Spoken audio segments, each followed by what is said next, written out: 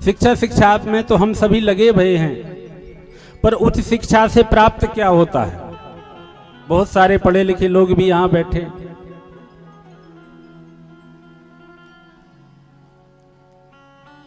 शिक्षा आपको संसार के समस्त पदार्थ प्राप्त करा सकती है, भोग भुगा सकती है। जो भी आपको चाहिए शिक्षा के दम पर आप वो वस्तु संसार की पा सकते हैं, परंतु इससे ज्यादा आप शिक्षा से कुछ प्राप्त नहीं कर पाएंगे। परंतु शिक्षा के साथ अगर दीक्षा जीवन में उतरेगी, शिक्षा के साथ अगर दीक्षा जीवन में उतरेगी, तो आप जो इहलोक का भी कार्य कर जाएंगे और परलोक का भी कार्य कर जाएंगे। क्योंकि शिक्षा चेतन मन पर काम करती है और दीक्षा अवचेतन मन पर काम करती है।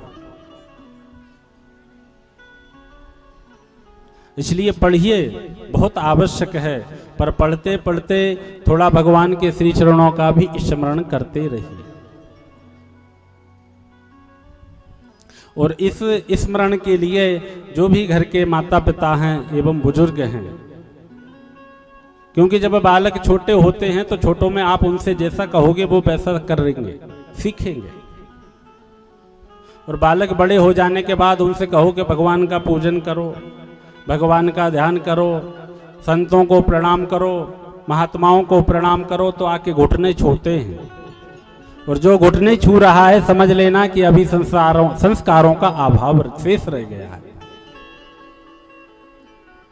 क्योंकि इनको अभी ये नहीं सिखाया गया कि प्रणाम करने की हमारी पद्धति क्या है, भगवान को प्रणाम कैसे किया जाता है, संत महात्माओं को प्रणाम कैसे किया जाता, ये अभी उसको किसी ने सिखाया नहीं। इसलिए सभी से निवेदन करूंगा, जितनी माताएं बैठी हैं सबसे निवेदन है, अपने बच्चों में संस्कार सुंदर डालिए। संस्कार अच्छे होंगे तो व्यक्ति आपका, बेटा आपका, बेटी आपकी देश में रहेगी, विदेश में रहे, कहीं भी रहे, सब कुछ छोड़ देगी, पर आपके दिए हुए संस्कार कभी नहीं छोड़ेगी। पर आजकल संस्कारों का ज्ञान तो देते नहीं है, उल्टा ज्ञान देते हैं माता पिता। उसके बाद फिर जीवन में परेशानी आती है तो फिर दोष देते हैं भगवान को। कुछ दायित्व तो हमें भी निभाना चाहिए।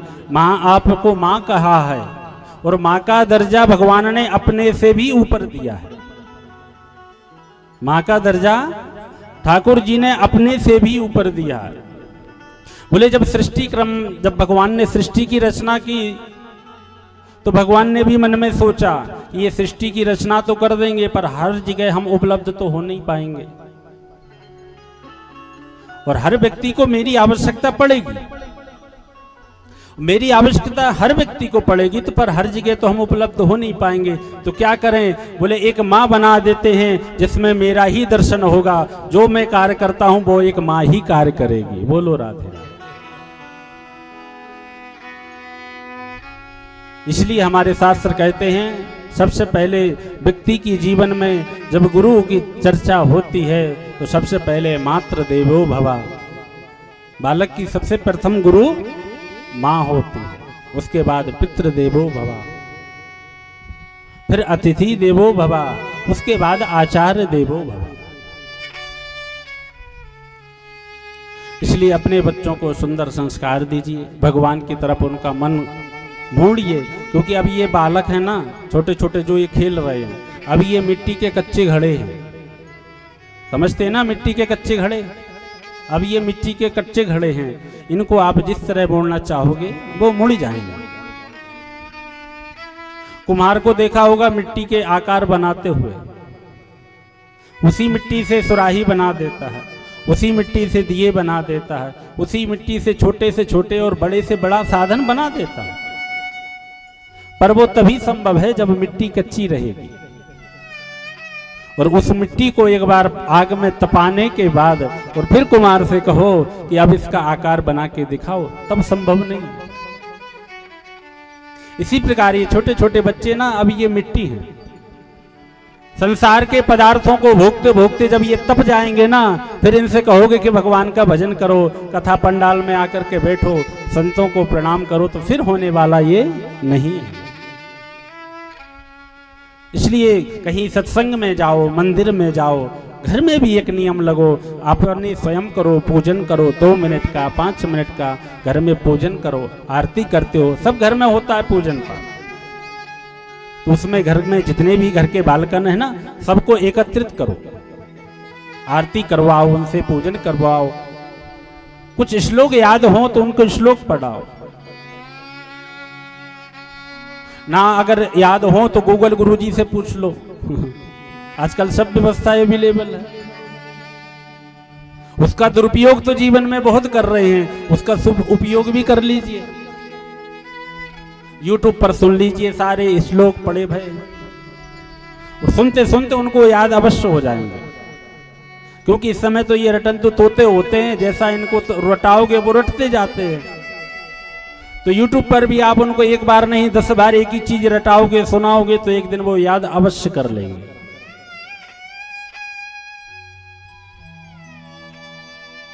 यही भक्ति का प्रथम सोपान है। भक्ति करने के लिए ज्यादा कुछ करने की आवश्यकता नहीं है। हम आपसे कहें कि आप दिन में 8 घंटे बैठ के भगवान का नाम का जप करिए, आपके संभव नहीं, आप नहीं कर पाएंगे, क्योंकि घर गृहस्थी का जीवन है, बहुत सारी जिम्मेदारियां हैं, उनका निर्वाह आप सबको करना है।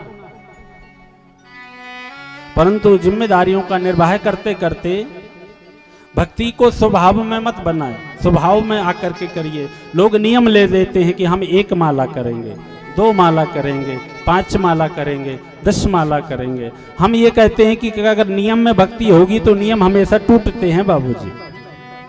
अगर हमने कोई नियम बनाया तो नियम 5 दिन चलेगा, 10 दिन चलेगा, 20 दिन चलेगा, और एक ना एक दिन वो टूट ही जाएगा।